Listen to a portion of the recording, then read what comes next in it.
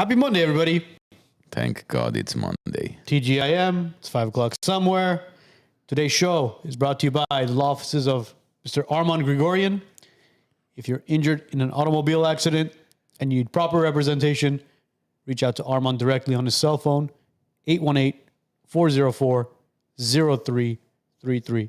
For proper representation, proper guidance, Armand Grigorian, law offices, 818-404-0333. Also, today's show is brought to you by The Cabinet Spot.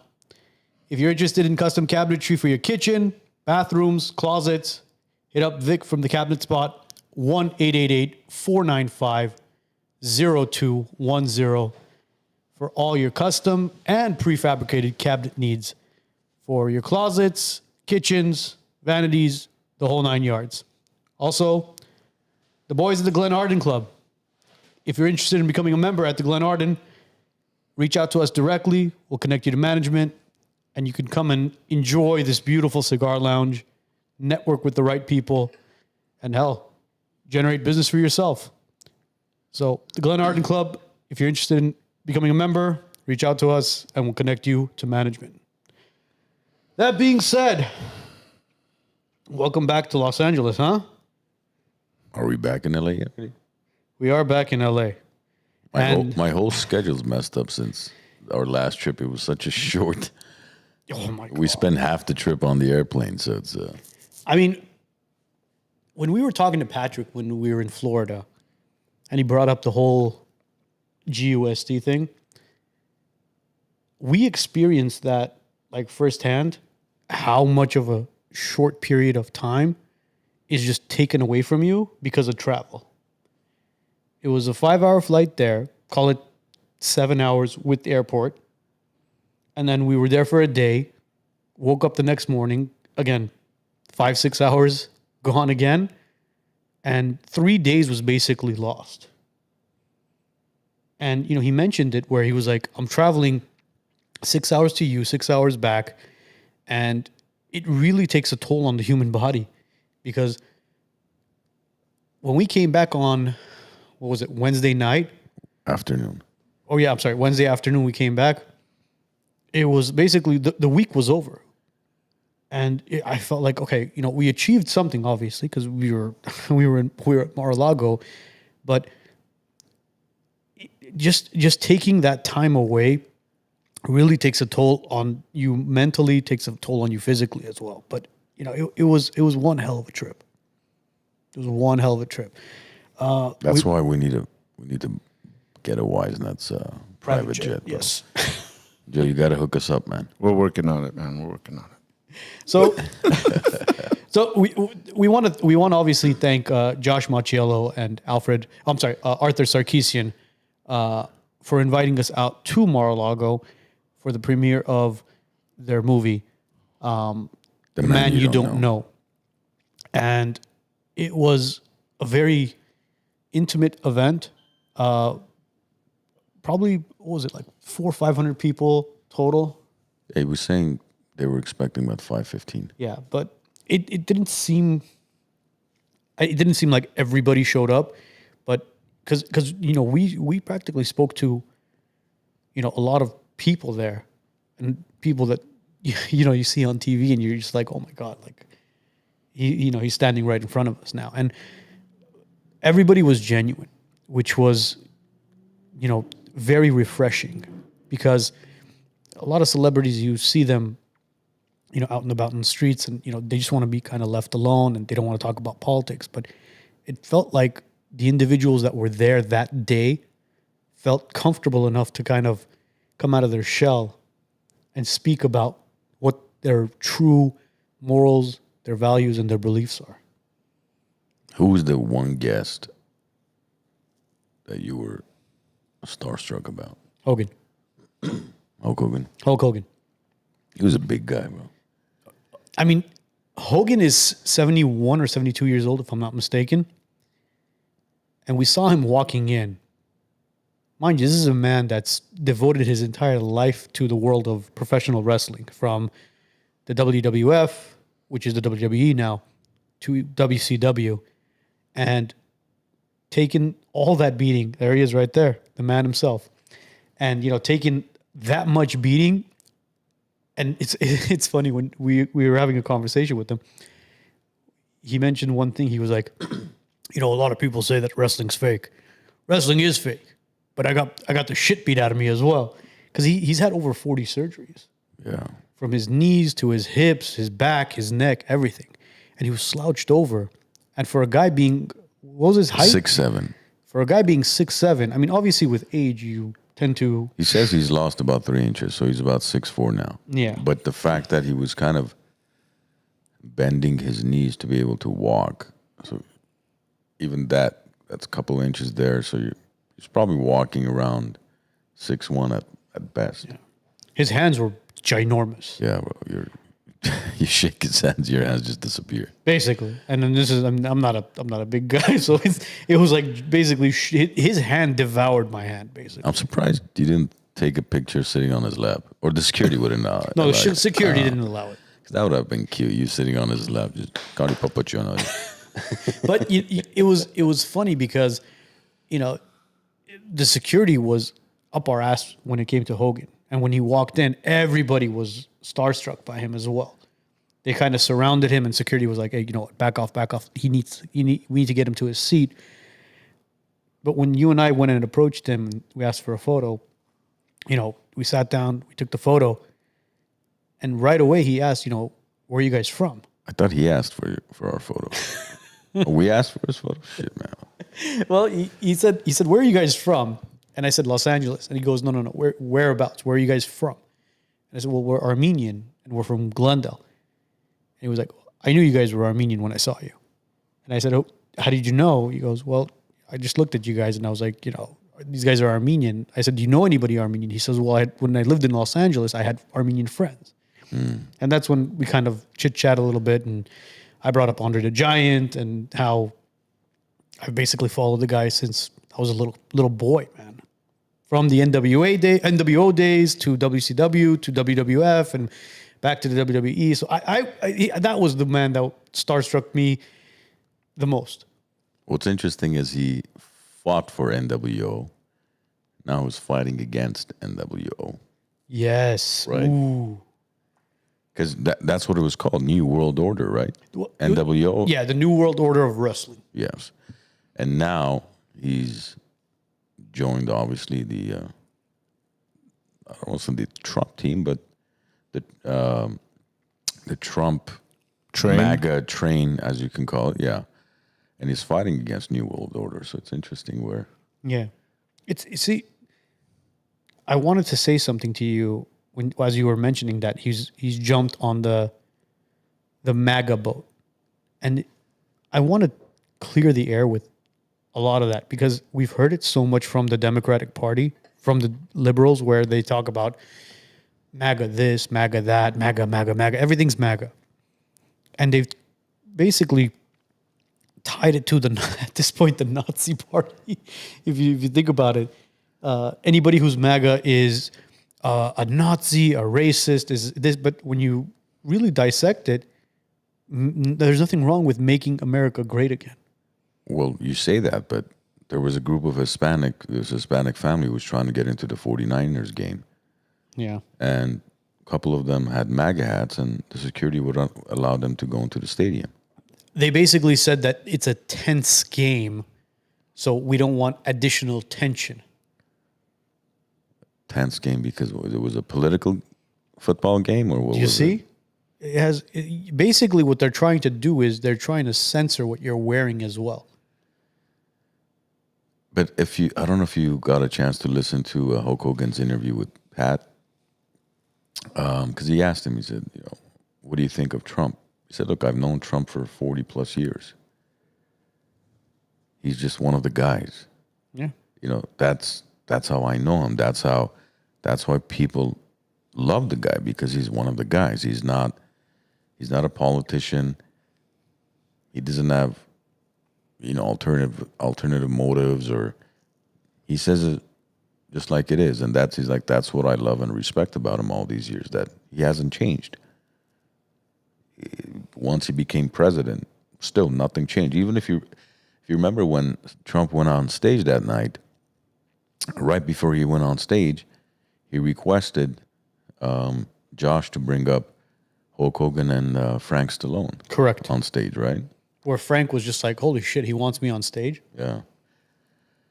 So, I mean, I think that's a big deal as far as the relationship that he's had for more than 4 decades, way before he even decided to go into politics. Yeah. And the process of us getting into Mar-a-Lago, just kind of backtrack a little bit. After July 13th, the assassination attempt on the president, Secret Service had locked down that place like no tomorrow. And going back to speaking about DEI, did you see any female Secret Services around Trump? No. I believe a couple of the police officers and maybe one lady who's handling one of the canines. But no, I didn't see any female Secret Service agents. Yeah. There was that massive guy who kind of smirked when we said, "Are you a Navy SEAL?" He was like, bro, the guy was built like a freaking brick wall. He said, "No, I'm a penguin SEAL." So, quick thing, guys. I was there too. So, oh, Joe was there. Oh, Joe, you were there. Yeah. So, did you guys get the feeling that he was at all racist, as they claim? Because if you look at his staff, it was very diverse, wasn't it? Well, we'll get to the staff really quickly, but I want to go back to the process of actually getting into Mar-a-Lago. So, we basically we took a Suburban to a hotel.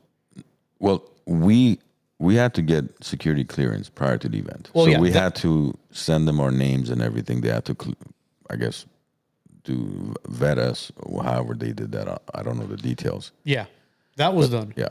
But then we had to meet up at a hotel, which was, maybe 3 miles away from Mar-a-Lago. 2-3 miles. Yeah. Yes, which goes back to what Vem was saying on the chair during his episode, where he says, you don't just drive into a rally. And again, this wasn't a rally. This was the home of the president in Florida. So we met up at a hotel, and they confirmed our identification, and we sat in a shuttle bus. Yeah.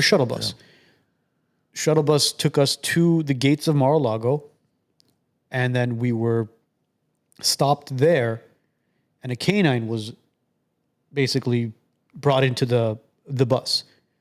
The canine. Yeah. They said, please do not pet the dog. Yeah, they said, yes. Imagine that.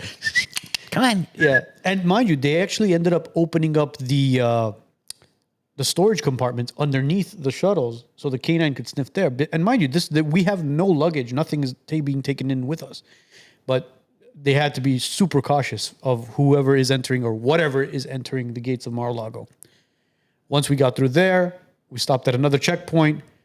That's when they basically made us empty out our pockets. It was like basically TSA. Yeah, metal detectors and all. Yeah. And again, they checked ID again, once more. And then they allowed us actually into Mar-a-Lago, the main front door, where we actually saw the foyer of President Trump's home. There you go. That is the main entrance of his home, basically. You know what was surprising to me about from the entrance to even, that main room we first walked into prior to then having to walk into the ballroom? I don't know if any of you guys if you've been to London, I'm sure you've probably visited Buckingham Palace or Windsor Castle or any of those, the millions of castles they have in the UK. This felt like you're walking into a castle. It didn't feel like you're going into a country club.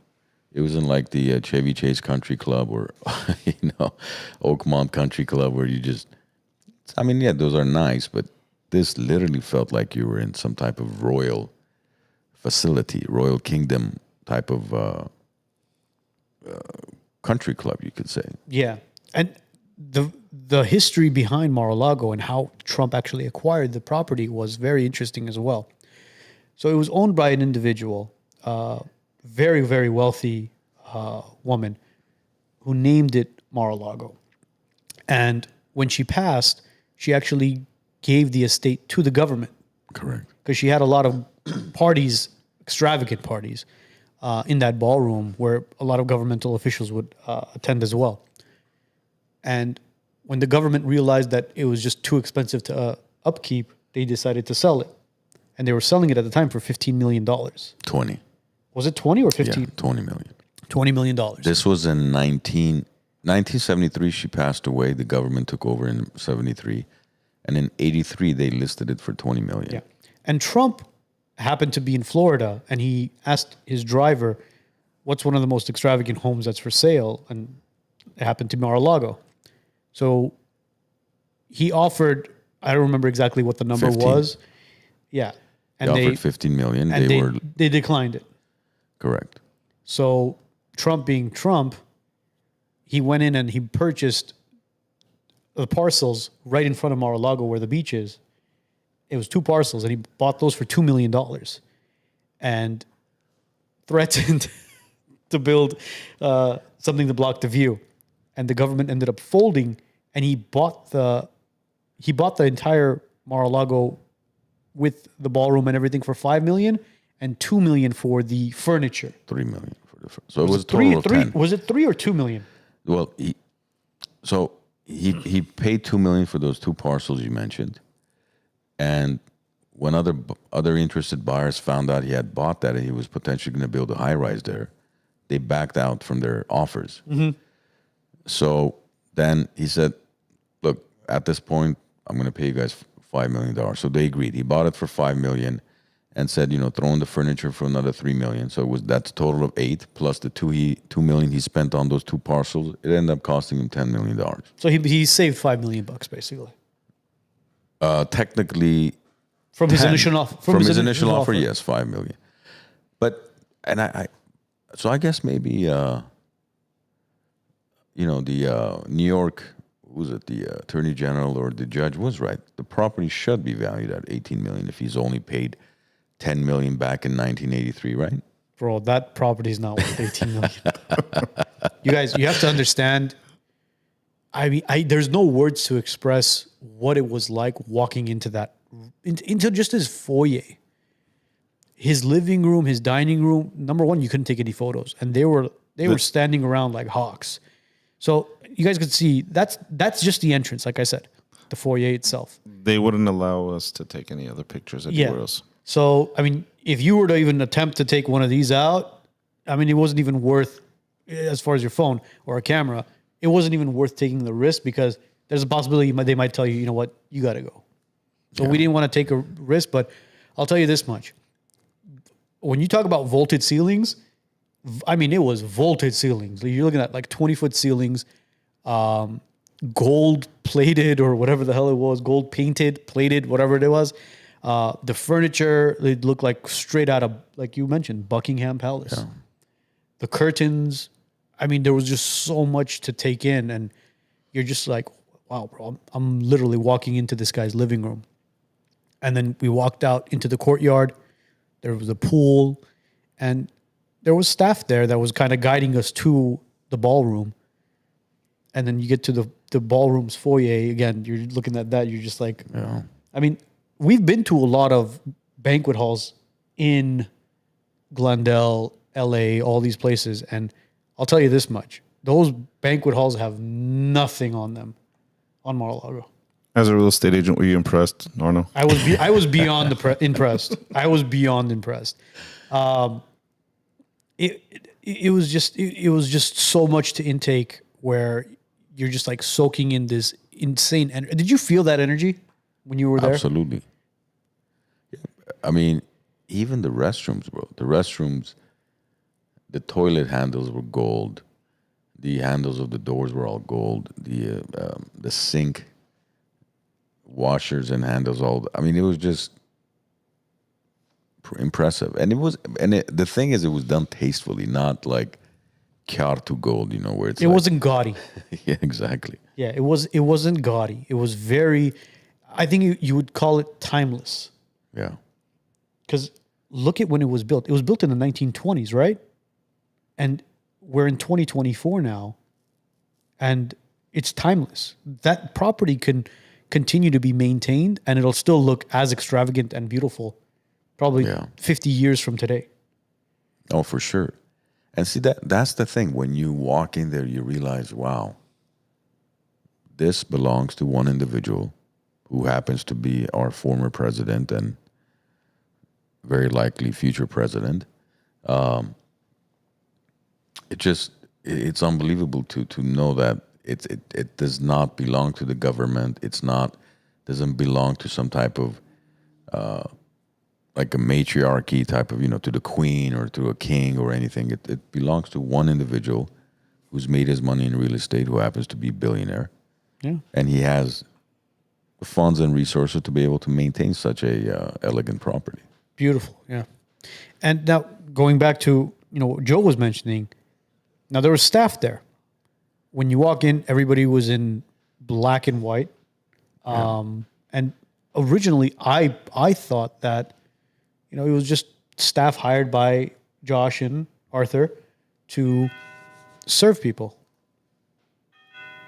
Oh, it's downstairs. Somebody's downstairs. If you want to go to the back and just let them know. Can you? I got it. Hold on one second. Armand, what I meant was in regards to the staff, they keep calling them racist. What was the race that you noticed that was there more than anything else? It was black, white, right? I mean, absolutely. Yeah. It's actually, I know who they are. Sorry. So, yeah, and what one of the bartenders, I think she was Jamaican. I'm not sure. But I spoke to her because she was making we were drinking gin and tonic, right? You and I that evening. Definitely gin and tonic. And I asked her, I said, how long have you been working here? She goes, 19 years. I said, oh, wow. And have you ever met Mr. Trump in the last 19 years? He said, well, what do you think? Of course, I mean, I've been working here for 19 years. I said, oh, what do you think of him? He says, let me just put it to you this way. We call him Daddy around here. Not by force, though, right? She didn't look like she was being forced to. But the way she said it, it was kind of like he comes in here and, he's probably very friendly and approachable with everybody, all the staff. And that's kind of when she referred to him as Daddy, that's the impression that I got from her is he's just like, he's just like one of us. Like a father figure, you would say? Or that, yeah. Yeah, I mean, the staff was... the one lady, the African-American or the black girl. Well, no, technically she was African-American because she was from Africa. Which one? The bartender? One of the bartenders. So when we spoke to her as well, I don't know if you were there or Joe was there. Well, I think, no, Joe, you were there. Yeah. She said, I had a friend who was hired by Trump as a hostess, and she hated him at the time when she was hired. But now she swears upon him because of the character he is, who he really is as an individual. So mind you, he doesn't discriminate when he's hiring. You can hate him, you can love him. He'll give you a job, but then you'll end up loving the man because of who he is as an individual. But yeah, it was very refreshing to hear, all those people speaking so highly of him as well. Especially coming from California, where everybody's just bashing the poor guy. Yeah, and if you look at when Eric Trump speaks about their overall staffing throughout the Trump organization, he says majority, on average, our employees have been with us for over 23 years. Yep. She was there for 15 years. That one, 19. The one I spoke to was 19 years. Oh, wow. Yeah. So it's, as you know, especially in hospitality, to keep somebody around for that many years, to stay loyal to you. And I can attest to this because a few years back when we went to the golf course here in Palos Verdes, Trump's golf course, for brunch, there was an French-Armenian gentleman I met who I think he was the director of the food and beverage for the Trump golf course there. I asked him, I said, how long have you been working here? He says, I said, working here. I didn't say Trump. I didn't say president. And he was president at the time. This was 2019, I believe. He said so proud, just so proudfully, he's like, I've been working for the president for the past 25 years. Like, wow. He said it as if he's like his personal bodyguard or something. I've been working for the president, Yeah. He was so proud to. I'm telling you, man, there's a different energy you feel when you're out in Florida. And this was the second time we were there in a matter of 2 months. And forget about the staff that was working there, but the people in Florida. I mean, we went to a pizza shack at 2 a.m. to basically have... That's all that was open. That's at 2 a.m., yeah, because we were starving. And mind you, it was probably one of the best pizzas we've ever had. But I bet you if we were to go and have that pizza again, maybe 2 in the afternoon, we'd be like, what the fuck did we just eat?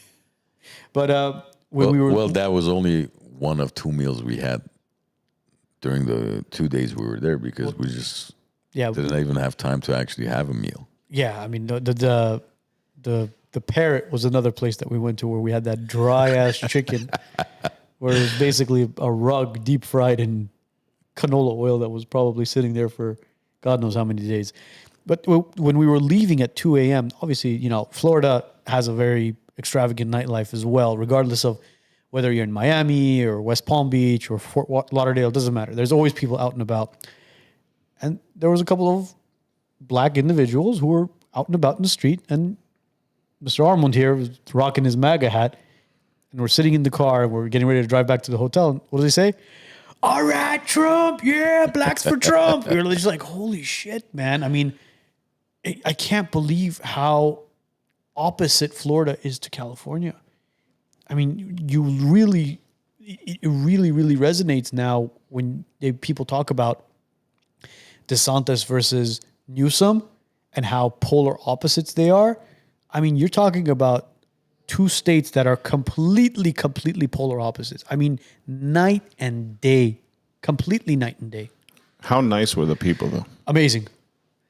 Look, as polar opposites as California and Florida is, I think this time around, if you do sport any type of MAGA merchandise, you'd be surprised how many, I love that hat, man, you're going to get even in California.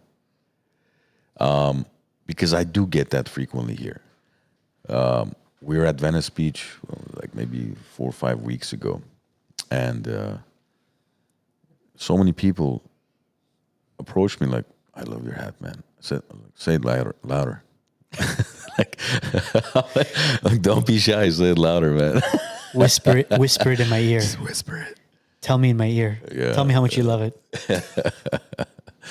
Because in California now, and again, I don't know if it's where we are living specifically, the Glendale, the Burbank, the Tri-City area, and in Los Angeles, the county itself, but you have more Democrats than you have conservatives. But when you leave LA County, California is practically almost all red. It's these major metropolitan areas that they've dumped in a bunch of people in and are living in vertical cities where majority of them are voting Democrat. Yeah. And I think it's done purposely. It is. That's why they have those, what do they call, not regions, they call them districting, right? Yeah, of course. That's how you control the population. Yeah. You district everything out.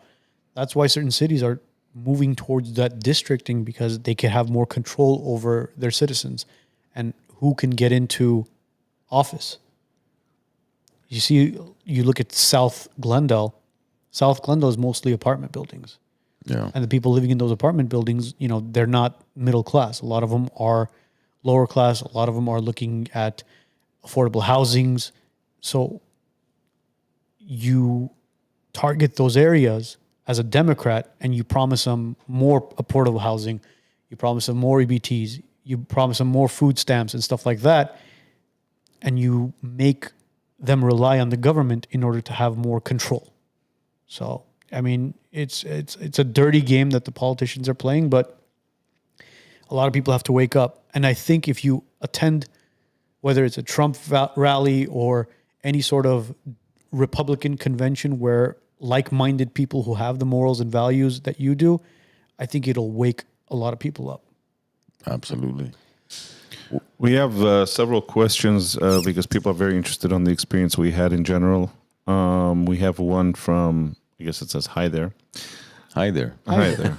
Hi, everyone. Did you meet any other social media people like David Harris Jr. or anyone else? Well, we actually did meet David Harris Jr. And let me find a picture. Yeah, we ran into David was one of the first people we met. He was there way before a lot of people were. There he is. Strapping, tall lad, isn't he? Yeah. David was an amazing individual as well. We connected with him. We actually spoke about collaborating with David as well. He's fully on board. Unfortunately, he lives in Texas. And when we asked him when he's coming out to Cali, he said, you know what? I don't really like California.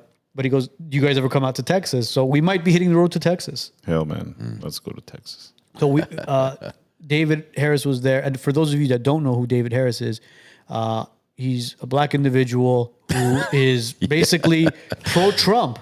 Yeah. And again, a lot of people might listen to this and they go, well, why is he saying black? Why is he saying white? Well, look, whether you're black, white, Asian, Christian, Muslim, Jewish, it doesn't matter what it is. There are a lot of people who are supporting this. I don't even want to call it the MAGA movement. This movement where we want to take back our country and take back our rights and take back our freedom. Because the Democratic Party and the liberals who are attempting to sabotage possibly another election have a lot of tricks up their sleeve. And the last thing we want is for this country, which is a constitutional republic, to turn into a socialist republic. Yeah. Well, other than David Harris Jr., Patrick Bet-David's team was there, right? Yeah. Vinnie, Tom, Adam. We have Patrick actually looking at the preview of the movie as well. Yeah. That's a good angle. Yeah, there you have it. Look how alert he is, as usual. Yeah, he was soaking in it. We actually, when we ran into Pat at the ballroom, he saw us and he was like, "What are you guys moving to Florida?" And I said, "No, we're actually here to help you pack for Glendale." And he chuckled, and that was a little moment that we had with him as well. But yeah, Joe, you got to meet with Giuliani, right, as well? Yeah, I just didn't put up the picture yeah. because this is my wife. We didn't get to see Giuliani. I think he may have left a little early, but we saw several UFC fighters. Yeah, we saw Colby Covington. Give me one. We saw Michael Chandler. There's Colby. Great guy again. There's Michael Chandler. With Michael, we actually sat there and we talked shit about Conor McGregor. So all of you guys that are Conor McGregor fans, we literally vented about Conor McGregor with him and how he's ducking fighting. Bro, Michael Chandler was freaking in shape for his fight, man. That guy was. And he's fighting November 16th. He's fighting Oliveira. So he's fighting Oliveira. And, we asked him, we said, are you ready for the fight? He goes, oh, I've been ready. And, when we actually embraced each other to kind of take the photo, you felt he was ready, man. I mean, the guy's... Yeah, he's freaking ripped. Go back to Chandler's picture again.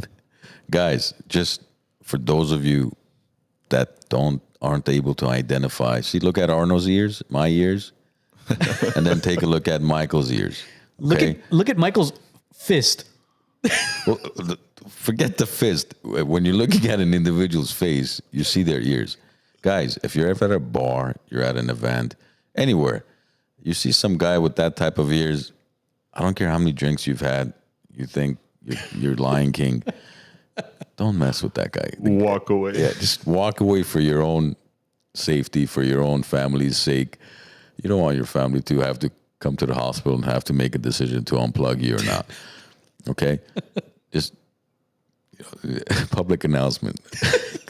I say this because we've had a situation like this. I mean, my brother would remember. We were at a wedding a few years back, and our friend's cousin had a little too much to drink, and he's a tall guy. I think he's about 6'1" maybe.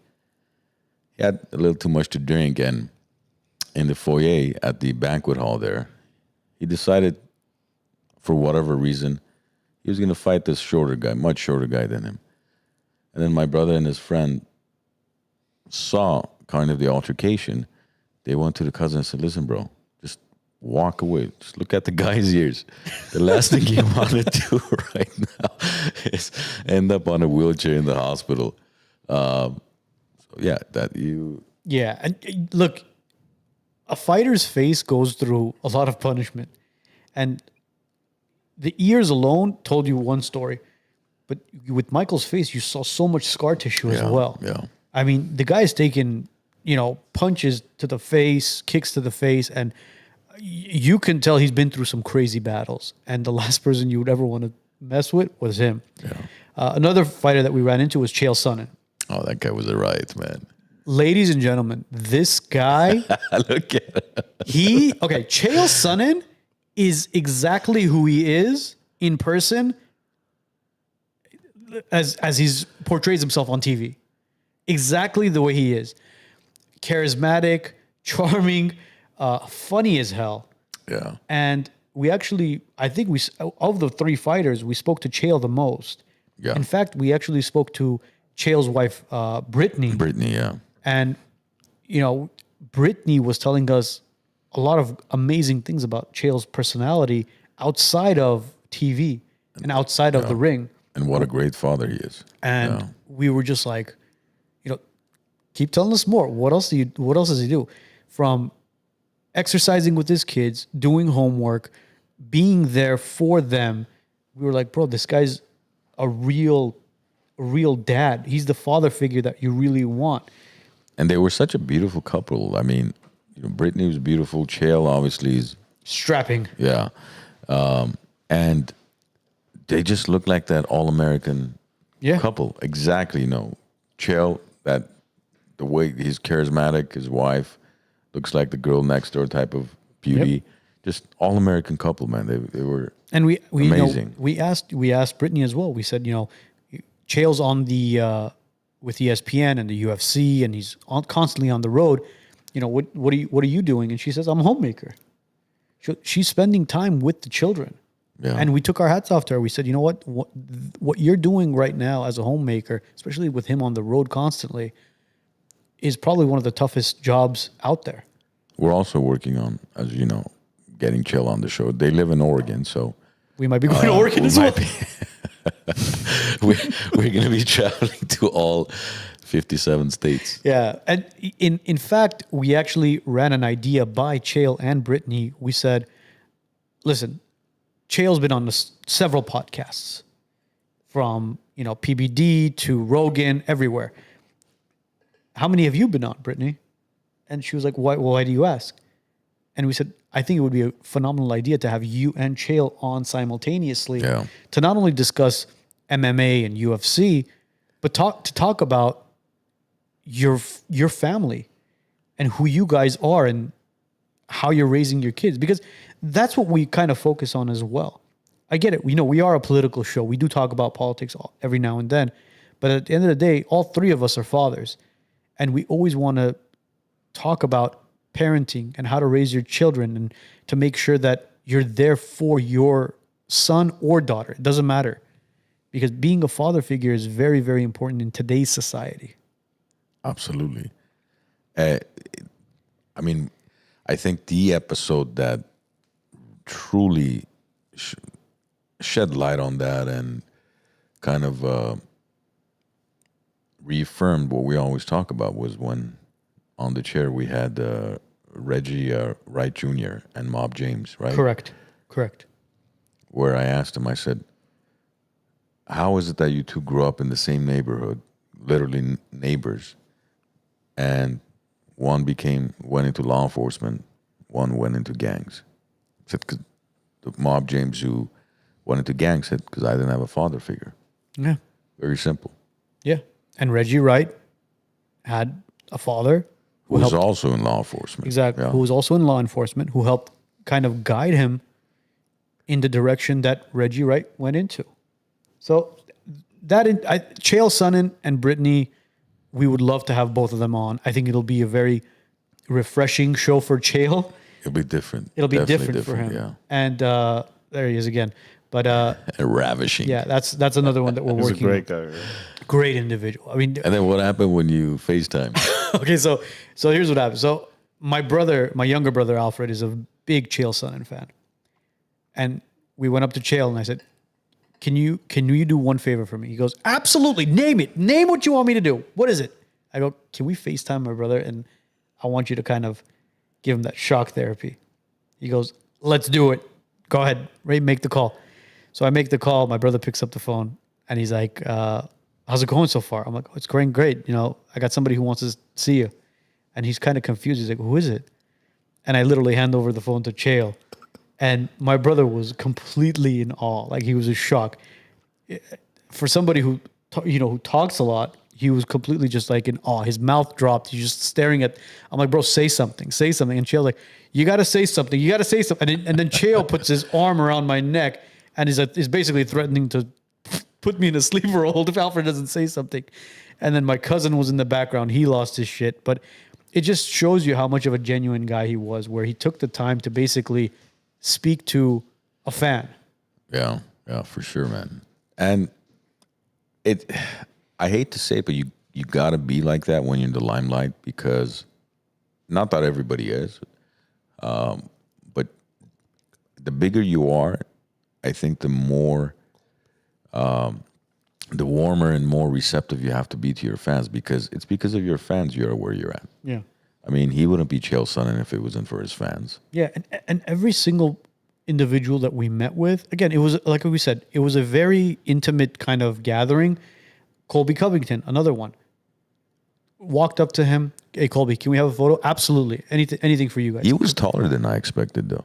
And we literally saw 3 weight classes standing side by side, where the 3 of them were together. It was Chael, it was Colby, and it was Michael Chandler. They were standing side by side, chit-chatting together. And Tom was there as well. And What Vinnie, weight class is Tom in? I don't, probably featherweight. Yeah, Tom was there, Vinnie was there. And when I went up to them, I was like, "Guys, I just realized that there's 3 weight classes standing side by side to each other. You have a 185 pounder, you have a 175 pounder, and you have a 145 to 155 pounder side by side." And you had Joe and I. And super heavyweights. And you really, when you see them up close in personal, you realize how big these guys are and how much weight they actually cut. Because Chael was probably walking around at 200 plus pounds. Oh, Chael was easily at 220 there. Easily. Colby probably in the, I wouldn't be shocked if he was in the low 200s, if not high 190s. Yeah, I agree. And then, well, I think Michael was ready to make weight that night. Oh, yeah. Well, I'm telling you, he looked like a ripped pit bull ready to just tear his opponent out down, man. He was... Yeah. I mean, but speaking of shape, so we did have a episode with Vinnie as well. Vincent Oshana was on with us as well. We did an amazing podcast with him. If you guys haven't seen it, it's up on our page. Go and check it out. We had so much fun with Vinny. Probably one of the most genuine guys out there. Had a lot of laughs. Unfortunately, we talked politics with him as well. We promised we weren't going to, but everything just kind of... the guy's the angry patriot. I think it's tough not to get into politics with him. We talked about his family. We talked about him, how he met PBD. Because a couple of years ago, he had no idea who PBD was. And he was a struggling comic trying to make it in the comic world, and all of a sudden this avenue opened up for him, and he explains the entire story beautifully on the show. So if you haven't seen it, check out that episode. It's actually episode 297 on our channel. So if you haven't watched it, go and check it out. But going back to what I was saying, speaking of in shape, Vinny was in shape. Yeah, Vinny looked like he was in UFC fighting shape too. Vinnie looked like he was trying to make weight to fight Michael Chandler Can you imagine that? at Mar-a-Lago. Imagine him in Standing on stage. Joe Rogan comes out. All of a sudden, Vinny's standing on the scale. Michael's waiting for him to do a face-off. That was an amazing. That would have been something amazing as well. But Vinny, if you guys, like I said, if you guys haven't watched that episode, please go and watch it and show us some support there. It's an amazing episode. What did you think of the actual documentary, The Man You Don't Know? Okay, so going to that segment of the event, this documentary was so well done because Trump wasn't in there to talk about himself. Every single individual that spoke was either part of the Trump's family or he had impacted their life somehow. Mm-hmm. From Hogan was there, Stallone was there, Frank Stallone was there. His sons obviously spoke in there as well. His granddaughter spoke. Kai spoke in there as well. And it just kind of told the story of who this man really is outside this whole presidential bubble or this Hollywood bubble that everybody's kind of just continued to just throw him in. I mean, there was the one story of him taking time to go to his granddaughter's pre-K open house to be there next to her. Yeah. There was the story of, Josh mentioned it on the show as well, but the elevator ride prior to the escalator ride, where he told his family, this is where we're going to find out who our true enemies are our true friends. Our true friends are when I run for president. And long and behold, that's what happened. From the Whoopi Goldbergs to the Oprah Winfreys, who were kissing this man's ass, who were begging for him to make an appearance on The View, on Oprah, on all these shows, all of a sudden he became public enemy number one. Yeah. And I think it was important. It's important. By the way, it is in theaters now. It went into theaters as of Friday, the 25th of October. Yes. So if you guys haven't had the opportunity to go watch it, I recommend you do. Take your family because it's obviously a family documentary. There's nothing provocative in the show, in the documentary itself. But it really humanizes him. Yes. And I think that's what people need to see. Absolutely. And if you have a friend who is on the fence of who to vote for, or if you have a friend who's a Democrat or a hardcore Republican or is just anti-Trump, buy them the ticket, take them to that documentary and have them watch it, because it will truly open their eyes as to who this man really is. It's just insane what he's been through, from the scrutiny in New York all the way to the scrutiny in the White House. I mean, the man's been shot at. He's been prosecuted. He's been, what else? I mean, there's so much he's been through, and he's continuing to stand up and fight for what he loves. And it's mentioned in the documentary multiple times. He loves his country. He's doing it for the country. I mean, let's for a moment, take out the name Trump, okay? Because he's obviously so polarizing with his personality and over the top, right? Sometimes comments and so on. So let's remove the name Trump and say use somebody else we know. For example, Warren Buffett, right? Okay. I think a lot of people know Warren Buffett, one of the wealthiest men out there. What is he now? 93 years old, 94? He's in his 90s. Yeah. So if Warren Buffett was going through everything Trump has gone through, from the indictments and the Russian hoax, and just, again, put politics aside. Let's say all of this was due to his business ventures that he has. The assassination attempts and everything that his family has had to endure over the last 10 years almost. Can you think of one individual, whether it's, let's say, Warren? The reason I should think of Warren Buffett is because I've never seen any controversy about him. So I think a lot of people love him. I don't think there's anybody out there who doesn't like Warren Buffett. I would say Bill Gates, but I don't think many people like Bill Gates, including myself. But can you name, honestly, think about it. And if you can think of a name, please put it in the chat, of anybody out of the 8.5 billion people we have around the globe, or anybody in history that you can think of who's had to really endure what this man has had to endure. And it's not like he didn't have everything going for himself prior to politics. I mean, he used to be a billionaire playboy. He could have golfed for the rest of his life anywhere in the world and just enjoyed the last 15, 20, 30, however many years he has left. So can you think of one individual who's had to go through what this man has been put through? It's every political figure when you think about it. That's what it is. Who? Name me one political figure. Look, what Trump has been going through is a little bit different than any other politician. Every single politician, when you go back, Bill Clinton, George W. Bush. What did they go through? Well, I mean, Clinton went through the Monica Lewinsky scandal. But he did that. I know he did that. But what has Trump done? No, what I'm trying to go with this is this.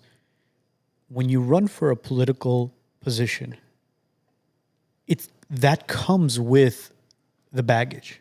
So the 34 felonies, the assassinations. They will do anything and anything they can to find some sort of dirt on you to get you out. So then that's what I'm asking you. Name me one other politician who's been through anything close to that. We have one that Hector's saying. He's saying Lincoln. Well, Abraham Lincoln? Abraham Why? Lincoln. Why? I don't know. We'll find out, I guess. I mean, didn't Kennedy go through that as well, from the scandals of him sleeping with Marilyn Monroe to being that playboy and I think being anti-government? I think you guys. I think you're conflating the fact of, let's say, the dirt that they find on you versus being crucified continuously over and over and over. Let me ask both of you guys a question, and I want to get both of your inputs on this. Let's say, for example, you go back to 2016 when Trump was running for president, right? Okay. And there was a snippet of him inside of a trailer saying one phrase. You grab him by the pussy. Mm-hmm. And you take that out of history completely. As in, it never aired. It never happened. And that locker room talk never occurred. Do you think he would have gone through what they've put him through for the past 8 years? Who do you want to answer that first? Well, let's hear from you, Joe. I think yes, he would, because they'd find something else on him. The locker room talk, dude. Have you heard women talk? Sometimes it's sometimes even worse than what he said. Okay, that's your input, and I want to hear yours, and I'll tell you what I think. Yeah, with Trump, that's the thing. I think that was just something that they happened to. That was one of the first things they used to ignite the crucifixion, as Joe called it. But if it wasn't that recording, it would have been the lady at Macy's. It would have been the valet girl who, he accidentally, not that this happened, drove over her tennis shoes. I mean, it could have been anything, because they could weaponize using anything from your past. So we'll never know, but I think they would have found something else. Okay. I think, and this is my personal opinion, I think that was the snowball that was created up on the top of the mountain, and it was let go by the Democratic Party, and it just said, you know what? Let's see where the snowball effect takes place. I agree, but if it wasn't for that, would they have found another snowball? Look, that little snippet of him saying what he said created this massive, as I said, snowball effect, where it portrayed him as a misogynistic, sexist pig, where everybody was just saying he hates women. And they turned females against this man. This goes back to what we were speaking about, The View. Joey Behar and Whoopi Goldberg and all the women from The View loved this man. Of course. Oprah Winfrey loved this man. A lot of other female talk show hosts loved this man. But all of a sudden, that comment made him into this villain where they said, oh, he just wants to grab a bunch of women by their pussies. And they kept saying, and how many times did you hear that clip? And how many times did you hear the media continuously to pound it into our ears over and over and over until, as we say on the show before, they'll say it enough until you basically live off of that or you believe it. Yeah, but they could have used the Rosie O'Donnell comments he had made. I don't think that would have had a bigger impact than that. Because it would have just been a feud between him and Rosie O'Donnell. Because he's bashed Rosie O'Donnell prior to him being president. Look. I mean, I disagree because that whole thing went away, and then they brought he's a Felon. conflicting. He's colluding with Russia, right? Well, the Where did colluding, that come with from? Russia was Hillary basically creating that hoax. So you don't think they would have found something else to create that snowball effect? I'm saying, I think that was the beginning of this disastrous character that they created. I think they would have found something else because look, some of our, like you mentioned Kennedy, Hector, and a few others mentioned Abraham Lincoln. What do all three of these have in common? Lincoln was fighting to keep the Republic of the United States, right? Well, he created the Republican Party. Right. And he wanted to free the slaves. Right. And he wanted small government and less taxation. So what is Trump fighting for? To free the slaves. Who are the slaves? The people. We are the slaves of the government at this point with the way things are going. So he's trying to free the slaves who happen to be us. He's trying to lower taxes, right? To create a better life for Americans. And what do? They try to take him out. What did Kennedy try to do? Kennedy was trying to do the same thing. So they took him out. But I still don't think any of them had to go through what this guy and his family has had to go through. I mean, imagine you're Barron Trump. How old was he? Like 15 years old when they raided Mar-a-Lago? Yeah. You're a 15-year-old kid, and you've got these FBI agents that just break into your house, and they're going through your video games or your books or whatever you happen to have. They're going through your mom's drawer, underwear drawer. And, I mean, who does that? You know what I mean? I get it. But again, it goes back. See, let me ask you this question. It goes back to what I was saying. Well, before I don't want to cut you off, but before, I want to chime in as well because you brought it up to both of us. You said something interesting when you first started. You used the word created. Correct. So it was created. That's what I'm saying. Any female and so we're agreeing. No, I know, but understand where I'm going with this. I don't know how many females are watching this right now, whether you're watching it live or you're going to be watching this later. I want you to comment this, and I want you to be as truthful as possible. If you were a Democrat or if you are a Democrat, what do most women who are anti-Trump say about him? What's the first thing they say? Sexist, misogynist. And where did that come from? Well, of course it came from that tape. So now picture that tape didn't take place. But it's not just the tape. It's the Stormy Daniel issue. It's that lady, the whack job from the Macy's or wherever. Well, that's why I'm saying, I'm like, if that didn't take place, again, maybe there's no such thing as if that didn't take place with the left. These guys are professional. They'll make something out of nothing. Character assassination. Yeah, they would have found something. When you've been in the public eye for as long as he's been, you really think they have nothing on this guy? Of course, they'll find anything. And I mean, they'll take a video of him, they'll edit it, and they'll push it on mainstream media. Just like with Grant Cardone, he was at the Trump rally last night, right? Yeah. He said, we need 100 million votes and we need to slaughter them. They just took that clip and they said, look, this guy's inciting violence. He's saying we need to be slaughtered. The next word after that, he meant slaughter as in we need to slaughter them by showing up and voting. He didn't say we need to slaughter them as in go out there and kill them. Yeah, I know. But they used that clip against him, and now it's all over the internet because they're saying, oh, look, another right-wing whack job who wants to slaughter us. Yeah. Really? Yet all the shooting is being done by the left-wing whack jobs. But what's fascinating to me is this. You have Bill Clinton, who is a Democrat, Hillary Clinton's husband, who had oral sex in the Oval Office With an intern. with an intern. And nobody speaks about that. When Bill Clinton goes up or Hillary Clinton goes up, everybody's applauding as in like, oh my goodness, look, it's the Clintons. It's the Clintons. The American dream. No.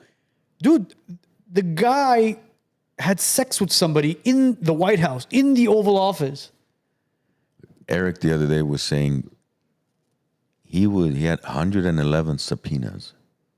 And Eric Trump how is he, other than being Trump's son, how is he associated? He was not running for office. He just happens to be the executive vice president of the Trump organization. Yeah. 111 subpoenas? I mean, that's what I'm saying. I can't think of any family that has had to endure this. Yeah. But I mean, the guy's a machine. We were at Mar-a-Lago. It was roughly around, I'd say maybe 10:30. when the movie ended, right around there. The movie had ended. It was about 10:30. And my brother-in-law texted me saying, I don't think Trump is going to show up. He's in North Carolina at a rally. And what did I say to you boys? I was like, oh shit, bro. He's not going to come. He's live right now as we speak. Yeah. And we left it at that. We continued to enjoy the evening, continued to mingle with people, have cocktails.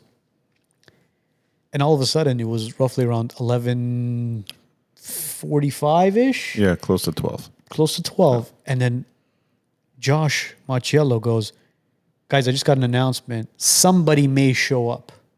So if you guys want to stick around, I would recommend you continue to kind of mingle until this individual shows up. Obviously, he's hinting that Trump's going to show up. I was hoping Harris was going to show up. Oh, absolutely. Absolutely. It was... Imagine if she showed up with their hyena laugh. Now, fast forward literally an hour and a half, an hour, roughly. No, an hour and a half would be 1:30. No, it was a little bit earlier than that. Was it earlier than that? Yeah. All of a sudden, Secret Service is coming through the door, pushing people aside, telling everybody, make space, make space. Probably 15 minutes of us waiting there, having Secret Service. And Joe and I were holding our pee. We're like, should we go or is he going to come? We're like, Yeah. let's just go real quick until... And then the man himself, he walks in. And when I say you felt like this crazy energy fill the room, guys, I'm not exaggerating. It was just this insane energy just flow into the room and everybody just lost their shit. Yeah, I think we have a clip of that, no, Joe? Yeah, it's definitely, he had a presence. Here you go.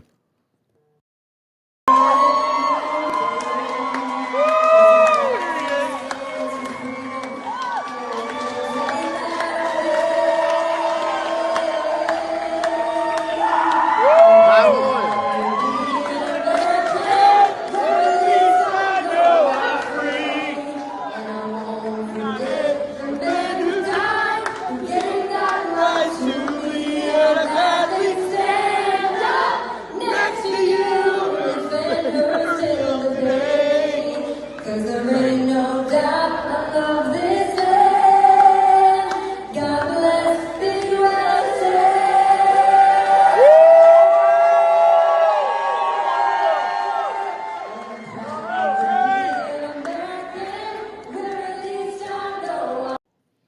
That song, man. Wow, that song always gets me. That song. That is the moment we saw him walk in. And it was, like I said, I'm 78 years old. He just finished a rally in North Carolina, flies back home, comes, spends 15, 20 minutes with us, and apologized for being late. yes, he apologized for being late. He got up there. He mentioned that he's looking forward to watching the documentary as well. He was hoping that he was there to watch it with us, but he is kind of he's kind of running for president, so His he's everywhere. schedule is almost as busy as a 7-year-old kid. But picture this, guys. He literally finished a rally in North Carolina, hopped onto the plane, flew into Florida, and then walked into his home, which we were basically kind of chilling in. I think he probably has pre-TSA. That's why he goes to the airport. Possibly? You think it's pre-TSA? Or maybe the other one, clear. Yeah. That's 100%. That's how he's able to skip the lines. Absolutely. Or he uses the wheelchair thing. A lot of older. Oh, yeah. Especially like senior citizens. All the seniors are like, Definitely. I need a wheelchair so they could skip the line. Yeah. Puts a mask on so they don't recognize him. Just goes through right away. But imagine being 78 years old and doing that much traveling. And prior to North Carolina, he was in Pennsylvania, and then he was in Michigan. And all of a sudden, in literally an hour or so, he shows up to his home. And mind you, he has an amazing personality as well, because there's no cameras or media or anything there. So you kind of see who this guy is outside of MSNBC, CNN, Fox. It's just people with a bunch of cell phones out. And he says, I'm sorry I'm late, gives a speech. Everybody's clapping. Everybody's happy. And he says, now everybody get the hell out of my house. Yeah. And we're just bursting in laughter. And obviously, he's being sarcastic. He's joking around. But, walked around, shook a couple people's hands, took some photos with certain individuals that he was allowed to. Because like we mentioned, the Secret Service was very, very, talk about secure. They were very, very on top of who can actually approach him. Yeah. Especially after we mentioned July 13th. So, Yeah. it was in awe. We were in awe when we saw this man walk in. And I really, really hope that those of you who are watching live and those of you who are watching in the, later on get to experience what we did. And maybe even more, and actually get to shake the man's hand and have an actual conversation with him.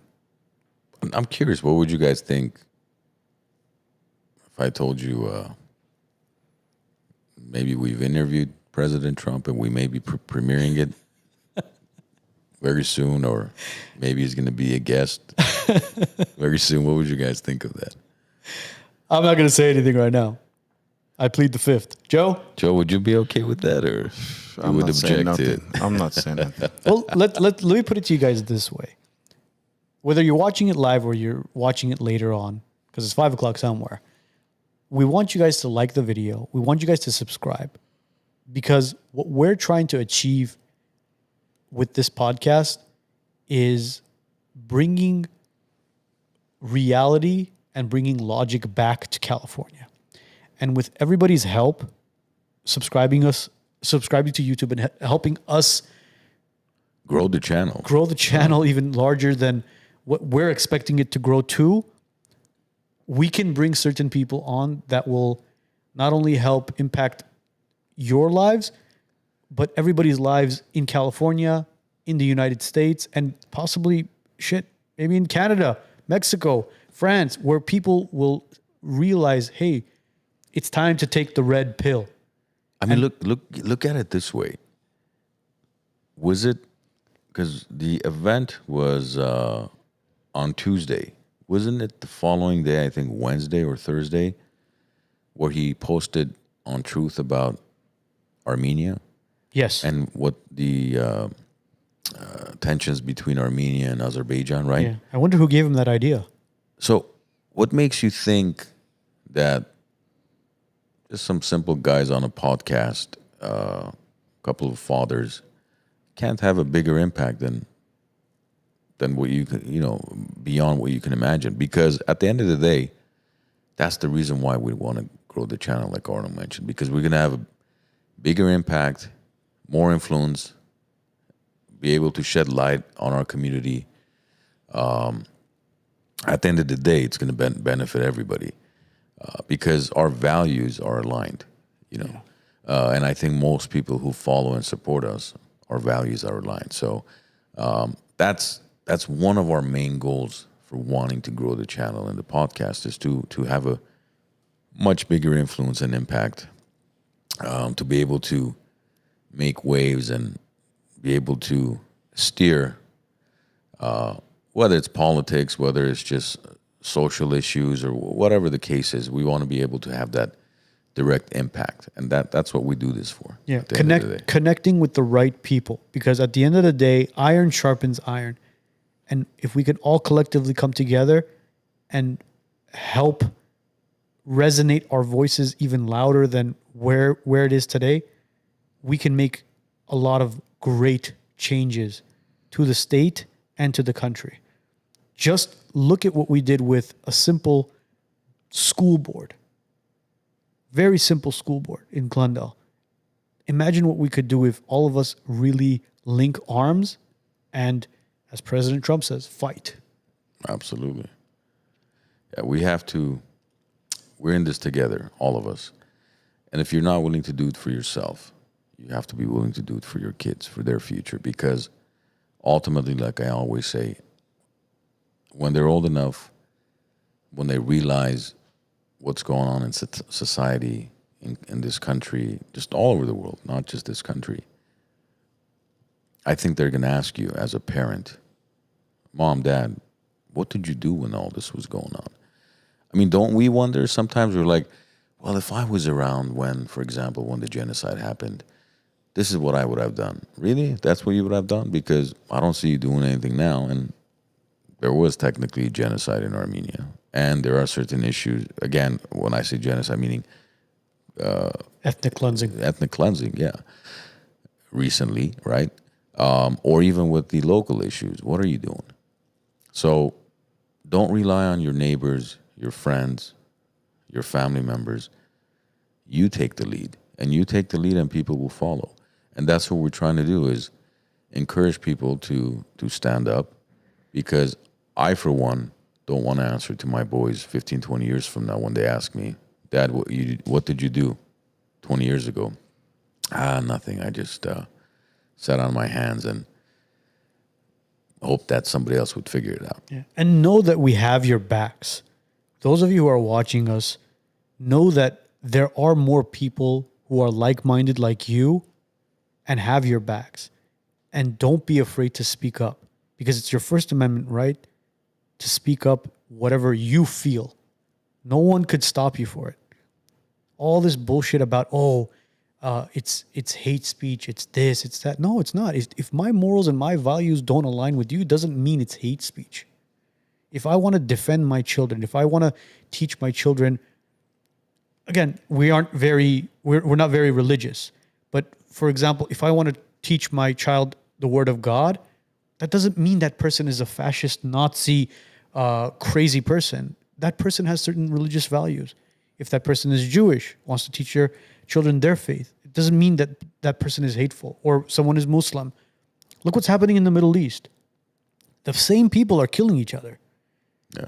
When you look at who these individuals are, I swear to God, you can put a Palestinian and an Israeli side by side to each other in regular clothes, not even what they wear there, and ask anybody who's Jewish and who's Palestinian, they won't tell them apart.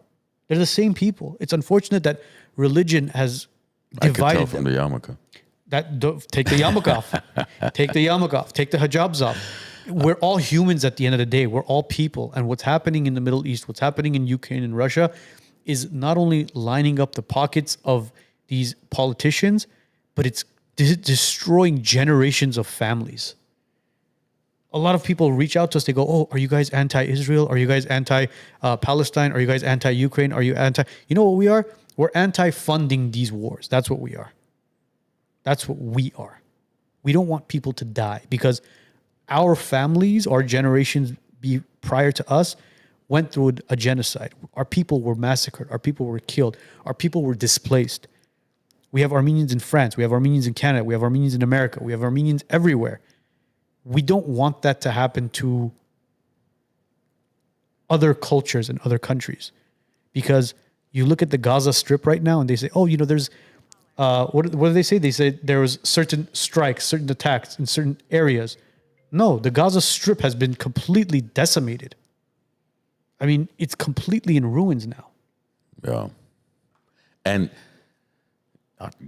Gaza, Ukraine, I mean, how long is it going to take for these cities, these countries to be rebuilt? And how long is it going to take for the generations that have been killed, for that generation to be kind of resprouted again? Oh, I mean, it's not, man. Even with us, we lost over 5,000 soldiers, right, in Artsakh. I mean, how long is it going to take for another 5,000?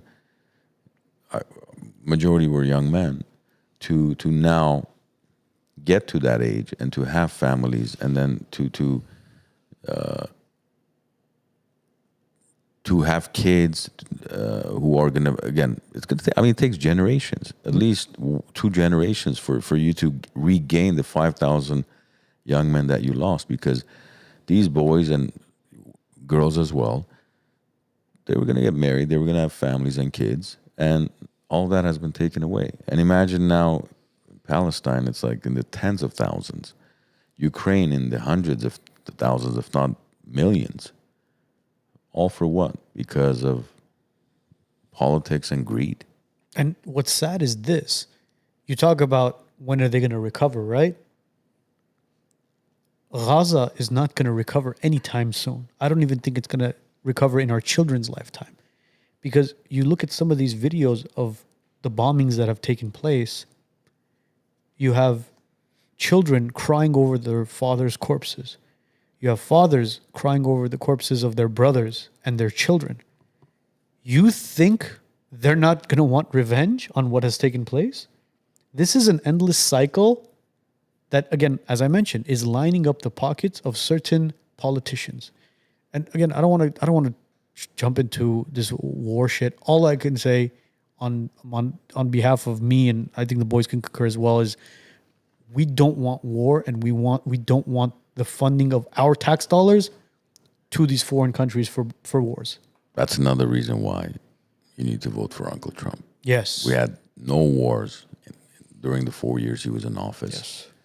And you can rest assured, even prior to his inauguration, come November 5th, when he's elected into office, don't be surprised if even while he's the president-elect, some of these wars end up stopping, knowing that, okay, within, 8-9 weeks, he's going to be stepping into office. Absolutely. Joe, do we have any clips from Mar-a-Lago? Anything else that we want to kind of share? Yeah, I wanted to show what kind of, we were talking about Trump and how much of a really nice guy he is.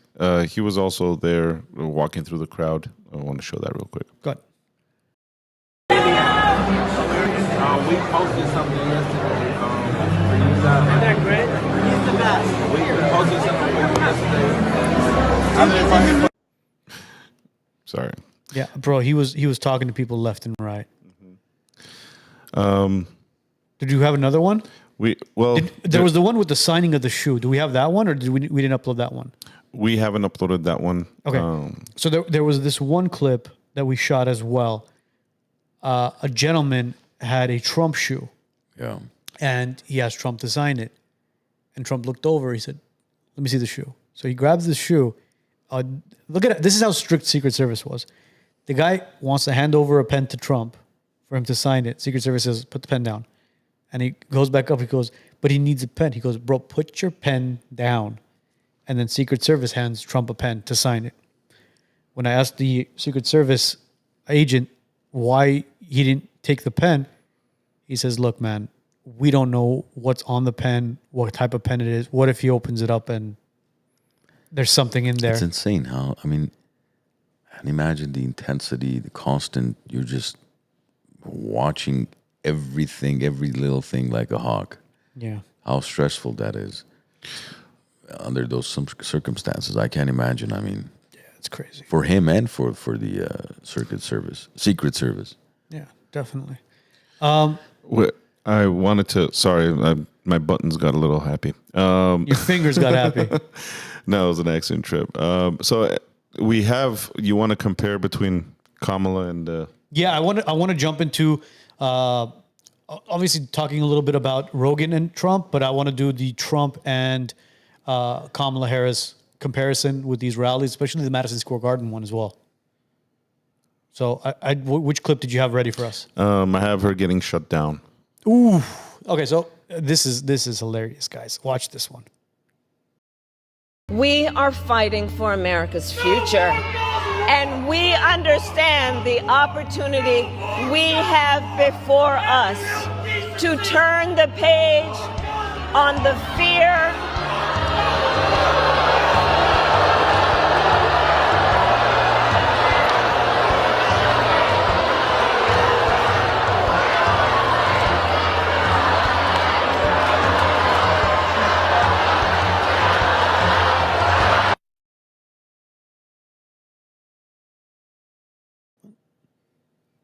So you're finding it hard to believe.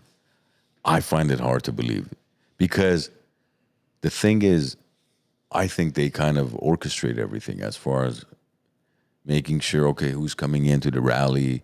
Are you truly a supporter? Because they don't want hecklers. They don't want to deal with that. That's why I find it hard to believe that that's actually real. So what happened there very quickly was an individual yelled out, "No war in Gaza," and boos began to erupt. Now, this might have been boos towards that individual, but at the same time, you hear multiple people shouting, "No war in Gaza, no war in Gaza," and more of it kind of erupts. My concern is not the boos. Forget the boos. Let's throw the boos aside, right? You saw an individual there break under pressure in a matter of seconds. She turns to her side and she's now looking for guidance. You guys can get me out of here. Yeah, you guys can go back and watch that video again. Just rewind it, literally 10 seconds. And look at her reaction. There is panic in her eyes. There's shock in her body language. And she's looking for guidance. Because there's no teleprompter to tell her what to do. So do you want that individual who can't handle a couple of hecklers in the crowd to run one of the most powerful countries in the world? How is she going to sit down with a Putin? How is she going to be sitting down with a Xi? How is she going to be sitting down with Rocket Man?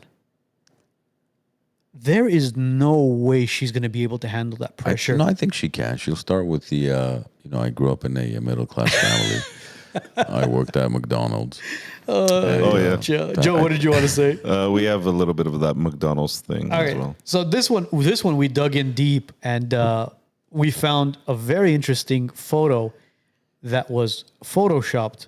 Now, whether it was photoshopped by her campaign or one of her people, this tells you who the Democrats really are and how hard they're trying to win over the quote-unquote middle class. Go ahead, Joe. Just one thing. Audio has been removed so we don't get dinged. Okay? Oh, yes.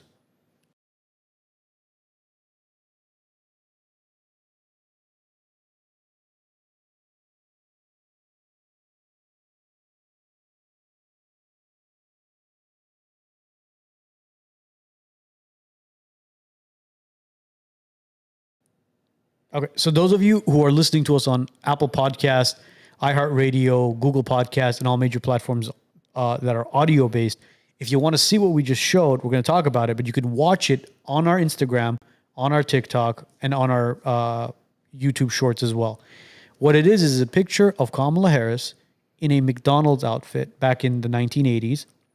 And what we did is we found the original photo of the young girl who was actually wearing the McDonald's outfit, and we do a side-by-side comparison of basically a clip that kind of overlays the Kamala Harris McDonald's photo, and it was basically photoshopped.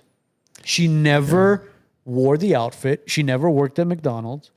And they've reached out to McDonald's corporate to see if they have any records of her employment from the 80s. Obviously, that's going to be very difficult to dig up.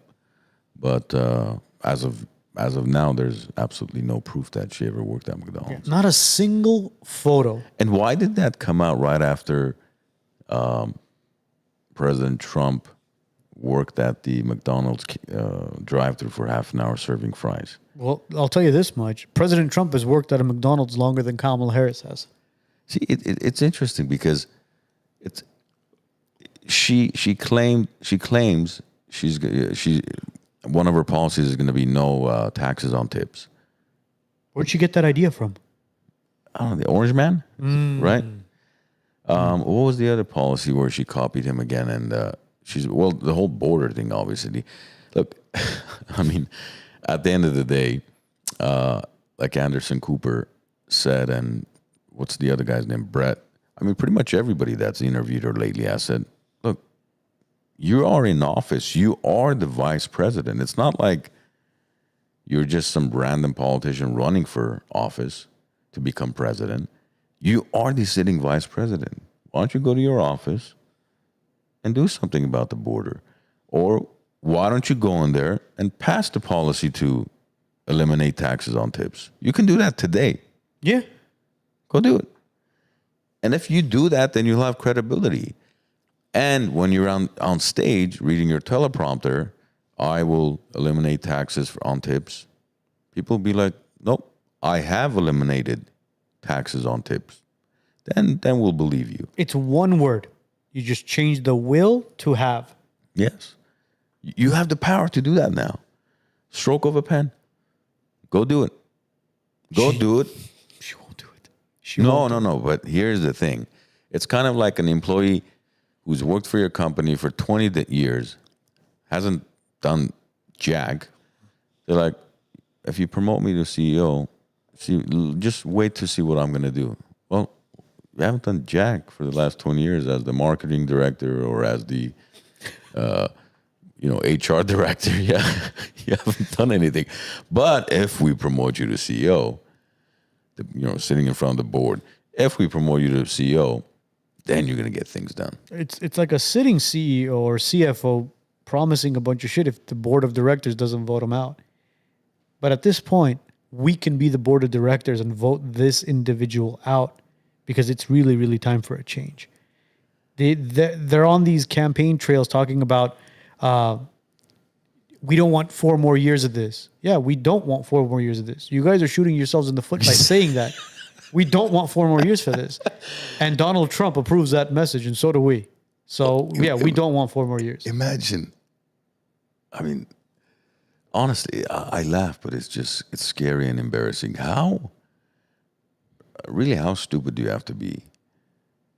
Like you said, to shoot yourself in the foot by saying, we don't want 4 more years of this. Yet, you are the 4 years you're talking about.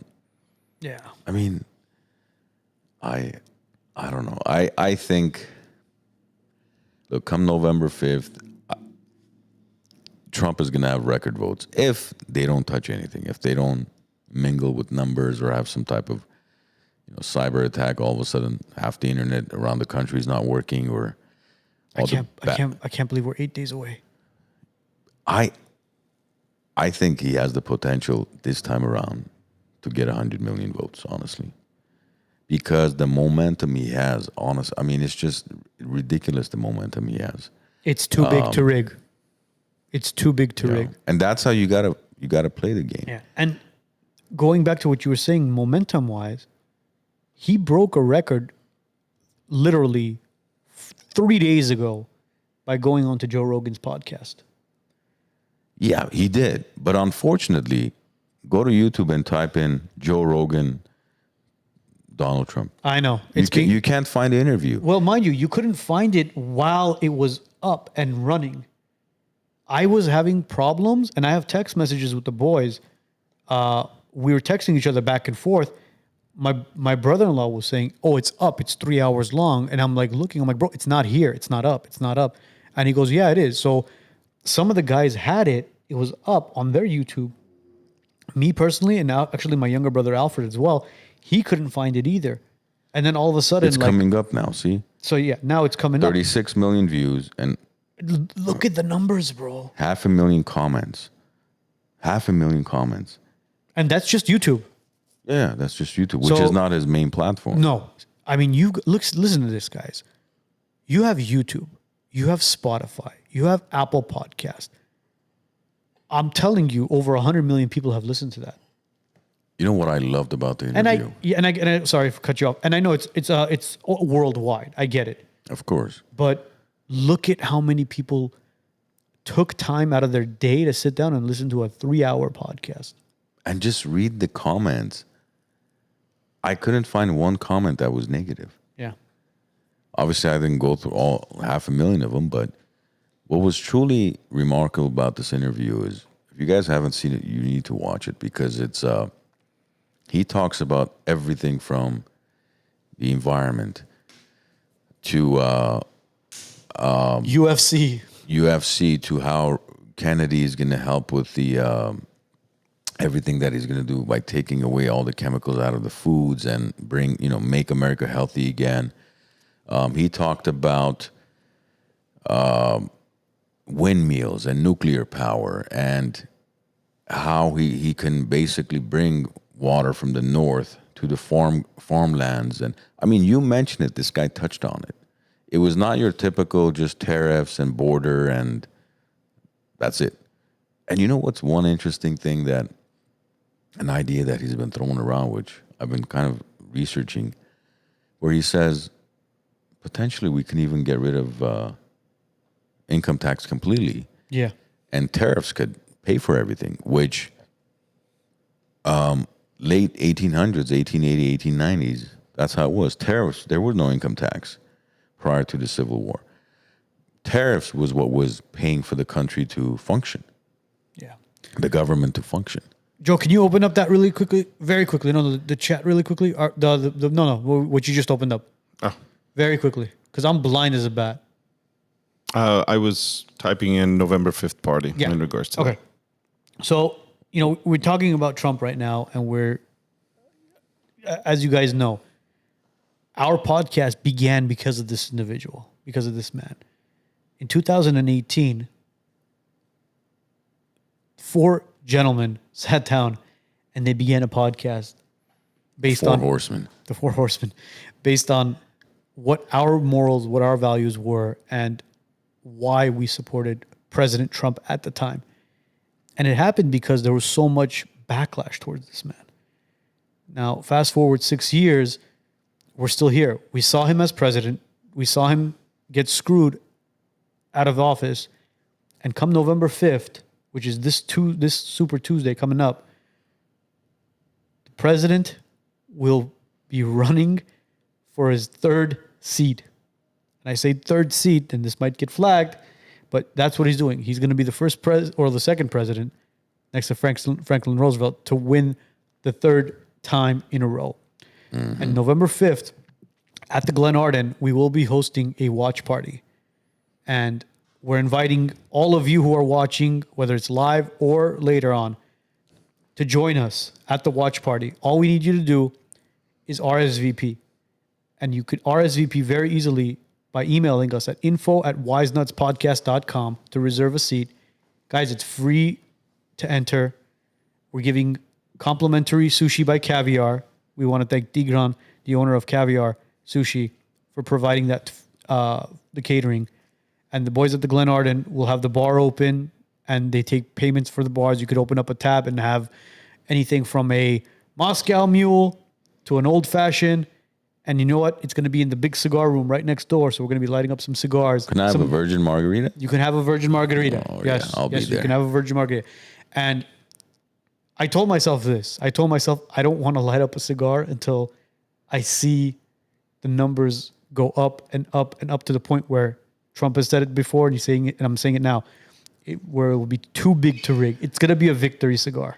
Can you imagine the energy we're going to have in this room? I mean, it's going to be phenomenal, man. Like, just watching those numbers go up, celebrating together. And when you do RSVP via email, make sure you put your full name, your phone number, and if you have multiple people attending with you, put +2, +1, however many, because And their information as well. yeah, and their information as well, because we're gonna have security downstairs, and if your name is not on the list, you're not gonna be able to get through, because we have limited space. So we want to make sure everybody that wants to attend gets the opportunity to attend. But please do take 30 seconds to send your RSVP to info@wisenutspodcast.com, and you'll get a confirmation from us that we have received your RSVP, and your name will be on the list where the security is going to let you in. Otherwise, don't be calling us at evening of November 5th saying, hey, can somebody come and let me in? Can you? You have plenty of time to RSVP, so please do it. We'd love to see all of you at the events celebrating with us. But just follow those very simple instructions, please. Yeah, guys. Like I said, the last thing we want to do is come down there as far as where security is and literally give you the bad news is, bro, we can't let you in. I'm sorry. Because as we mentioned, there's catering involved, there's food, there's drinks. And out of respect, please RSVP. And as Armand said, it's literally 5-10 seconds. Send us the email. You'll get a confirmation email back to you. You'll be on the list when you walk in with your guest or your friends or whoever you're bringing as your +1, +2, +3, +4, +10. We don't care. Everybody's name will be on there. First name, last name. They'll confirm with ID. You'll walk in and you'll enjoy not only the Glen Arden, the lounge itself, but you'll enjoy like-minded people enjoying a great event. Just to add on, there is no door fee. People were asking about that. There's no entrance fee, yeah. Yeah. The only thing you're going to pay for is drinks. The food is complimentary, but drinks. Yeah. You open up a tab. Look, if you don't drink alcohol, you don't have to drink alcohol. If you want to have a Coke, if you want to just open up a tab and just drink whatever you want to drink. And then, like we said, there will be sushi, but we'll probably figure something out as far as other type of we'll have some, like bigger foods or something. Some skewers or something, because not everybody, I know some of you don't eat sushi, but and we're going to have a section for fermented milk. Yes. It goes great with sushi. Yes. Yes, we'll have that as well. Guys, another event that we're going to be hosting as well with the boys at the Glen Arden is Cigars and Cars. So this is our first annual Cigars and Cars we're hosting with the Glen Arden boys. This will be don't call it annual. It could be quarterly. It could be... Oh, you never know. Actually, you're right. Yeah. You're right. Don't put a label on it already. So this one is on November 2nd. This Saturday. Correct. This Saturday at 9 a.m. at the Glen Arden. Again, we're the parking, which is across the street from the building, is going to be reserved for exotics or classic cars. Obviously, everybody's welcome.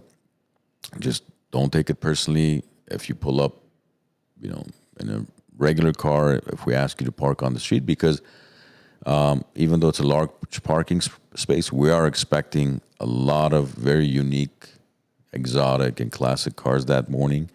So we're going to be saving those spots for, obviously, so that you guys can,